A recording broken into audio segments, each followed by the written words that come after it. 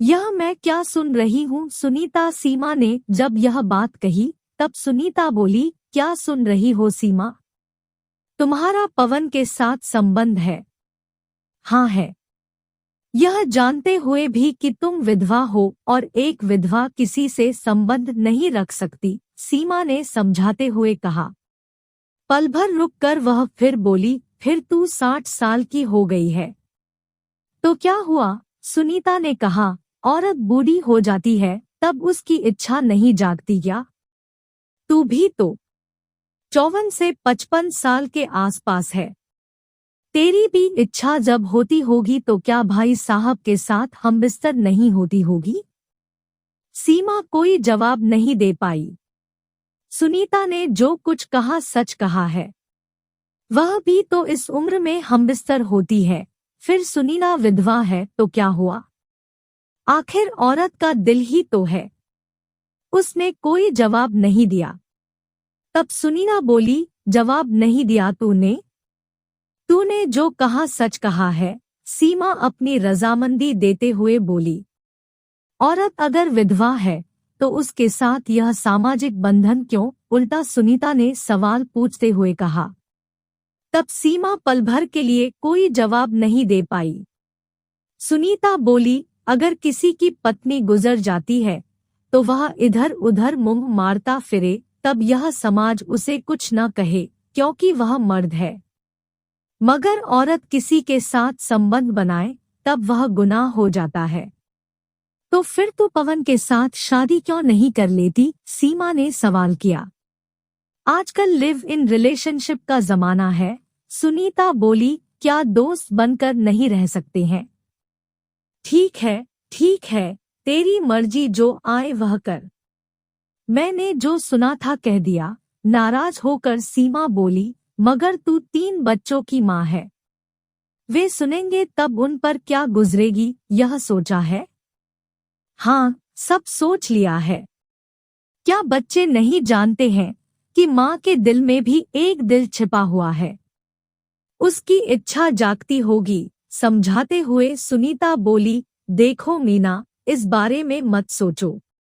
तुम अपनी लगी प्यास भाई साहब से बुझा लेती हो, काश ऐसा न हो, मगर तुम मुझ जैसी अकेली होती तो तुम भी वही सब कुछ करती जो आज मैं कर रही हूँ। समाज के डर से अगर नहीं भी करती तो तेरे भीतर एक आग उठती जो जलाकर तुझे भीतर ही भीतर भस्म करती। ठीक है बाबा, अब इस बारे में तुझसे कुछ नहीं पूछूंगी। तेरी मर्जी, जो आए वह कर, कहकर सीमा चली गई। सीमा ने जो कुछ सुनीता के बारे में कहा है सच है। सुनीता पवन के साथ संबंध बना लेती है। यह भी सही है कि सुनीता 3 बच्चों की माँ है। उसने तीनों की शादी कर गृहस्थी भी बसा दी है। सबसे बड़ी बेटी शीला है, जिसकी शादी कोटा में हुई है। सुनीता के दोनों बेटे सरकारी नौकरी में हैं। एक सागर में इंजीनियर है तो दूसरा कटनी में तहसीलदार। सुनीता खुद अपने पुश्तैनी शहर जावरा में अकेली रहती है। अकेले रहने के पीछे यही वजह है कि मकान किराए पर दे रखा है। सुनीता के दोनों बेटे कहते हैं कि अम्मा अकेली मत रहो, हमारे साथ आकर रहो, तब वह कभी कभी उनके पास चली जाती है। महीने 2 महीने तक जिस बेटे के पास रहना होता है रह लेती है, मगर रहते रहते यह एहसास हो जाता है कि उसके रहने से वहां उनकी आज़ादी में बाधा आ रही है, तब वह वापस पुश्तैनी शहर में आ जाती है। यहाँ बड़ा सा मकान है सुनीता का, जिसके 2 हिस्से किराए पर दे रखे हैं। एक हिस्से में वह खुद रहती है। पति की पेंशन भी मिलती है। उसके पति जितेंद्र तहसील दफ्तर में बड़े बाबू थे। रिटायरमेंट के साल भर के भीतर उनका दिल की धड़कन रुकने से देहांत हो गया। आज 3 साल से ज्यादा समय बीत गया है, तब से वह खुद को अकेली महसूस कर रही है। अभी उसके हाथ पैर चल रहे हैं। सामाजिक जिम्मेदारी भी वह निभाती है। जब हाथ पैर चलने बंद होंगे तब वह अपने बेटों के यहाँ रहने चली जाएगी। फिर किराएदारों से किराया भी समय पर वसूलना पड़ता है, इसलिए उसका यहाँ रहना भी जरूरी है। ज्यादातर सुनीता अकेली रहती है, मगर जब गर्मी की छुट्टियां होती हैं, तो बेटी बेटों के बच्चे आ जाते हैं। पूरा सूना घर कोलाहल से भर जाता है। अकेले में दिन तो बीत जाता है, मगर रात में घर खाने को दौड़ता है। तब बेचैनी और बढ़ जाती है। तब आंखों से नींद गायब हो जाती है। ऐसे में जितेंद्र के साथ गुजारी रातें उसके सामने चलचित्र की तरह आ जाते हैं। मगर जब से वह विधवा हुई है, जितेंद्र की याद और उनके साथ बिताए गए पल उसे सोने नहीं देते। पवन सुनीता का किराएदार है। वह अकेला रहता है। वह पॉलिटेक्निक में सिविल मैकेनिक पद पर है। उसकी उम्र 56 साल के आसपास है। उसकी पत्नी गुजर गई है। वह अकेला ही रहता है। उसके दोनों बेटे सरकारी नौकरी करते हैं और उज्जैन में रहते हैं। दोनों की शादी करके उनका घर बसा दिया है। रिटायरमेंट में 6 साल बचे हैं। वह किराए का मकान तलाशने आया था। धीरे धीरे दोनों के बीच खिंचाव बढ़ने लगा। जिस दिन चपरासी रोटी बनाने नहीं आता, उस दिन सुनीता पवन को अपने यहाँ बुला लेती थी या खुद ही वहाँ बनाने चली जाती थी। पवन ऊपर रहता था। सीढ़ियाँ सुनीता के कमरे के गलियारे से ही जाती थी। आने जाने के बीच कई बार उनकी नजरें मिलती थी। जब सुनीता उसे अपने यहाँ रोटी खाने बुलाती थी, तब कई बार जानकर आंचल गिरा देती थी। ब्लाउज से जब उभार दिखते थे तब पवन देर तक देखता रहता था। वह आंचल से नहीं ढकती थी। अब सुनीता 58 साल की विधवा है, मगर फिर भी टेलीविजन पर अनचाहे सीन देखती है। उसके भीतर भी जोश पैदा होता है। जोश कभी कभी इतना ज्यादा हो जाता है कि वह छटपटा कर रह जाती है। एक दिन सुनीता ने पवन को अपने यहाँ खाना खाने के लिए बुलाया। उसे खाना परोस रही थी और कामुक निगाहों से देखती भी जा रही थी। वह आंचल भी बार बार गिराती जा रही थी, मगर पवन संकेत नहीं समझ पा रहा था। वह उम्र में उससे बड़ी भी थी। उसकी आंखों पर लाज का पर्दा पड़ा हुआ था। सुनीता ने पहल करते हुए पूछ लिया, पवन, अकेले रहते हो, बीवी है नहीं, फिर भी रात कैसे गुजारते हो? पवन कोई जवाब नहीं दे पाया। एक विधवा बूढ़ी औरत ने उससे यह सवाल पूछकर उसके भीतर हलचल मचा दी। जब वह बहुत देर तक इसका जवाब नहीं दे पाया, तब सुनीता फिर बोली, आपने जवाब नहीं दिया। तकिया लेकर तड़पता रहता हूँ, पवन ने मजाक के अंदाज में कहा। बीवी की कमी पूरी हो सकती है। जब सुनीता ने यह बात कही, तब पवन हैरान रह गया। आप क्या कहना चाहती हो? मैं हूं ना आपके लिए इतना। कहकर सुनीता ने कामुक निगाहों से पवन की तरफ देखा। आप उम्र में मुझसे बड़ी हैं। बड़ी हुई तो क्या हुआ? एक औरत का दिल भी है मेरे पास। ठीक है, आप खुद कह रही हैं, तो मुझे कोई एतराज नहीं। इसके बाद तो वे एक दूसरे के बेडरूम में जाने लगे। जल्दी ही उनके संबंधों को लेकर शक होने लगा। मगर आज सीमा ने उनके संबंधों को लेकर जो बात कही, उसे साफ साफ कहकर सुनीता ने अपने मन की सारी हालत बता दी। मगर एक विधवा होकर वह जो काम कर रही है, क्या उसे शोभा देता है? समाज को पता चलेगा तब सब उसकी बुराई करेंगे, उस पर ताने कसेंगे। सीमा ने तो सुनीता के सामने पवन से शादी करने का प्रस्ताव रखा। उसका प्रस्ताव तो अच्छा है, शादी समाज का एक लाइसेंस है। दोनों के भीतर एक ही आग सुलग रही है।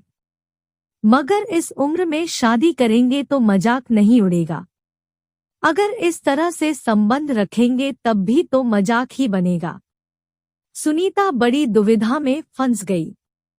उसने आगे बढ़कर संबंध बनाए थे। इससे अच्छा है कि शादी कर लो, थोड़े दिन लोग बोलेंगे, फिर चुप हो जाएंगे। उसने ऐसे कई लोग देखे हैं जो इस उम्र में जाकर शादी भी करते हैं। क्यों न पवन से बात करके शादी कर ले? अरे सुगंधा, आप कहाँ खो गई?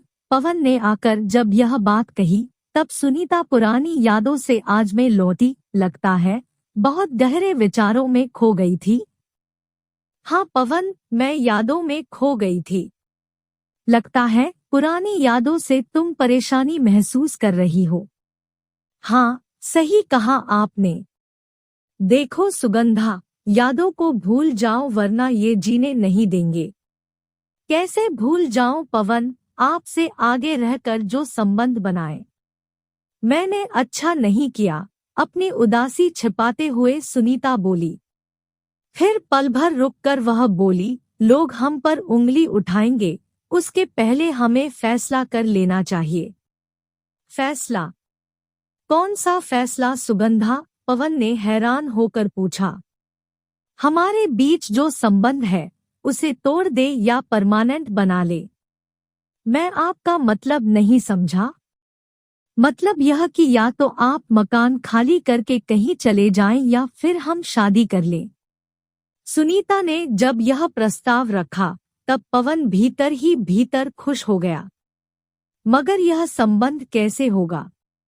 वह बोला, हम शादी कर लें, यह बात तो ठीक है सुगंधा। मगर आपकी और हमारी औलादें सब घरगृहस्थी वाली हो गई है। ऐसे में शादी का फैसला नहीं हो सकता है, यही कहना चाहते हो न? पवन को रुकते देख सुनीता बोली, मगर यह क्यों नहीं सोचते कि हमारी औलादें अपने अपने घर में बिजी हैं।